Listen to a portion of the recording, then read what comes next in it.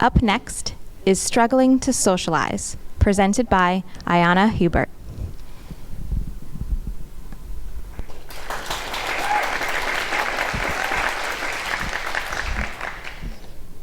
It's your first day at a new school. You have butterflies in your stomach. You walk into your first class and see in big, bold letters, icebreakers. You know you have to introduce or get to know yourself to those foreign faces in your class. You're forced to socialize. Let's face it, we've all been in that situation before and have likely felt the same feelings about it. This year, my goal was to learn about the field of architectural design. As a kid, I loved building houses, and I always wondered how you can build a structure from the ground up. However, as I started my fieldwork, I realized it would involve me interviewing people in their environment, people I've never met before. This scared me because I get nervous talking to people I've never met before. I walked into my first interview with butterflies in my stomach and stayed quiet for some time. My mom mainly did the talking at first. Here I was with Mr. Hochstein, an architectural designer who designs homes. After some time, I realized I should probably be doing the talking, and not my mom. I knew I had a few key questions that would get the conversation going, and once I did, I was comfortable laughing and learning with him. This prepared me for my next interview, where I interviewed Miss Anderson, a city zoning officer who has dedicated 34 years of her service to the Summit community and who is in the audience tonight. Going back to what I said, I started to get nervous, but realized that the only way to overcome my fear of struggling to socialize is to be confident, and I did just that. Originally, this year, I was going to focus my presentation on struggling to socialize, but realized that during those interviews, I was scared. What if something went wrong? Or I didn't know what to say. Take a moment and think. Can you recall this struggling to socialize happening to you? Or someone you know? That feeling of helplessness or just wanting to be left alone. Today, we will explore 2 of the main reasons why people struggle to socialize and how we can overcome those social anxieties. Isn't it ironic, as we're expected to socialize all the time? Whether meeting new people, performing in front of people, interviewing people, or maybe just speaking to you all today. Yes, really.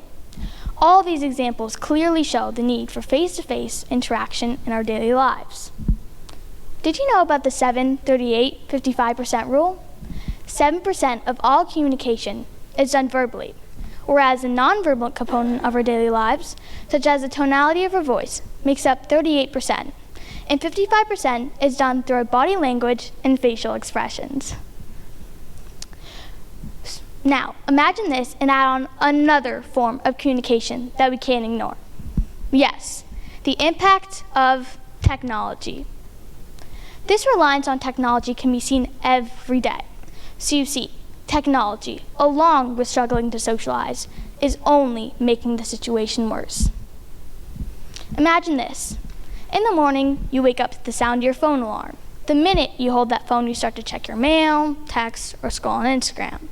Then, at work or in class, you're on screens all day. And by the time you get home, you're back on that screen, on a call, or maybe just watching your favorite social media influencer on TikTok. You don't really socialize as much when you're on screens all day. All this before getting back to bed and setting that phone alarm for the next morning. That's your day. Screens, screens, and screens. And let's face it, our parents scream, scream, scream to get us off our phones.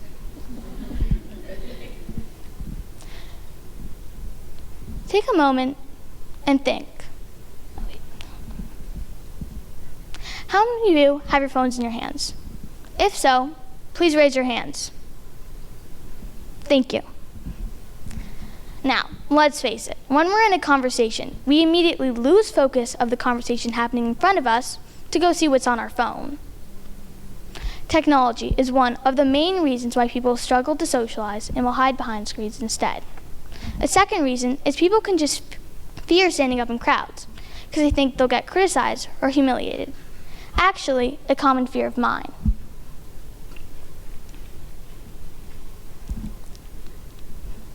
This leads me to the question, What makes people so nervous? Well, people who have an overreactive amygdala, which is within your brain, that controls your emotions and your emotional memory, may have a heightened fear response, causing increased anxiety in social situations, especially related to fear and stress. Some people, social anxiety may be a learned behavior. For example, people can just fear standing up in crowds.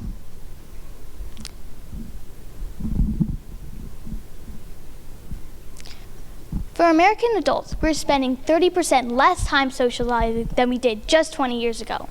And for American teens, the decline is over 45%. Time and time again, research has shown that if one person is using any electronic device during a particular time period, is less likely to engage in face-to-face interactions because one time invested in communication is no longer available in another. Yes, it's true, unfortunately. Ever since COVID-19, people have been more dependent on their phones since there was no school. Everything was on computers or phones.